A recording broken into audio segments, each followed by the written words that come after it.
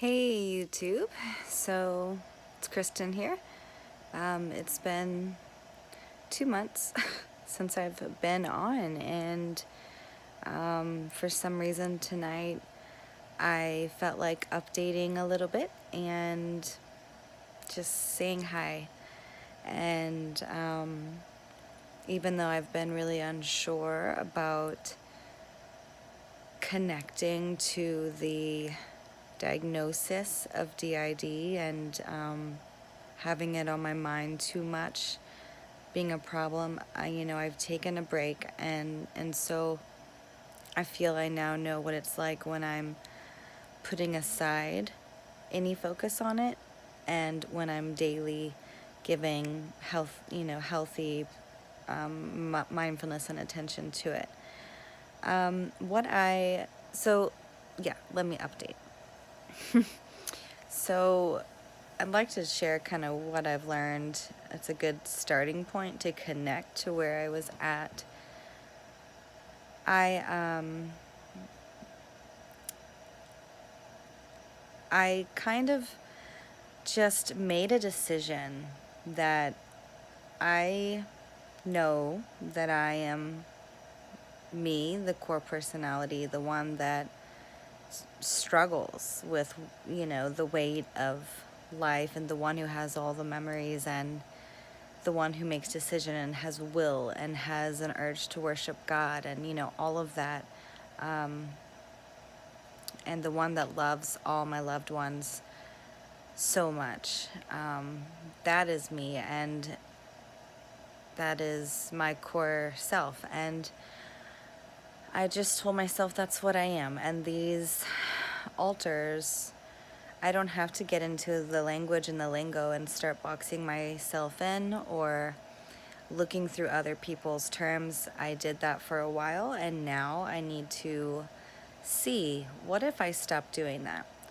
And what if I just, every time I feel the presence of an altar, I inquire into, what am I feeling? I don't have to name the altar, name myself. What am I feeling?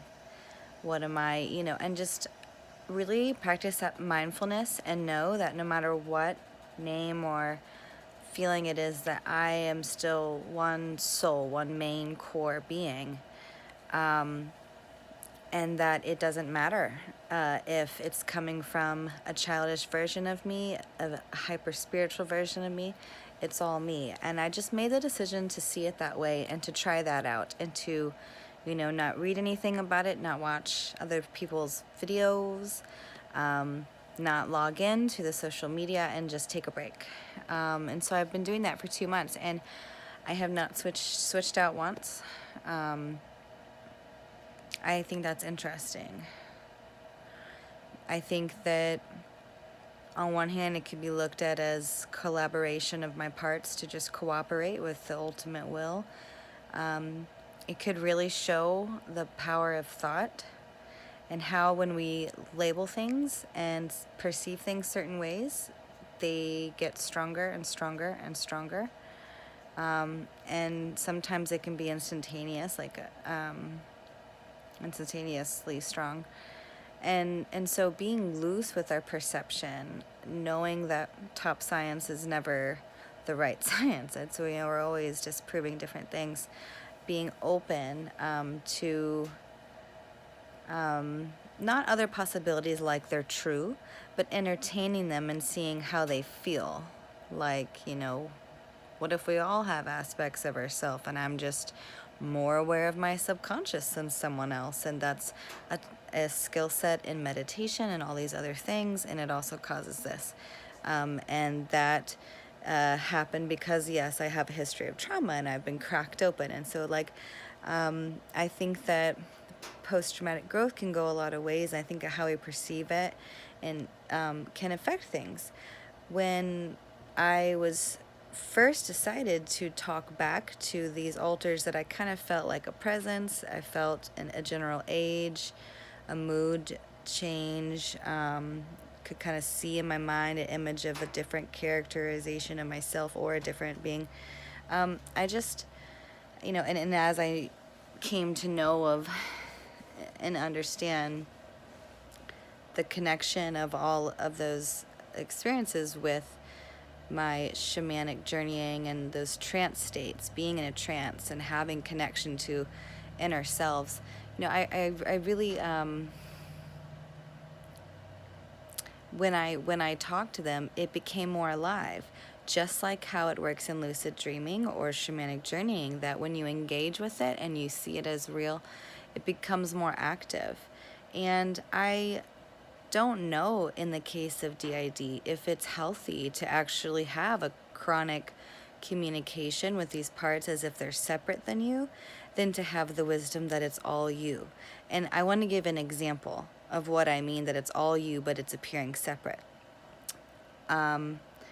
When you are in a dream, say you're running from a robber, are you not the person running, the robber, the landscape in your dream? Is not all of that a figment of your imagination that is solely of you? And so your brain itself produced the very fear and the very enemy chasing you, trying to rob you, and it also is experiencing you as the victim running away. And you can become lucid in the dream and realize that, oh, this isn't real, and it can get foggy and fuzzy and fade.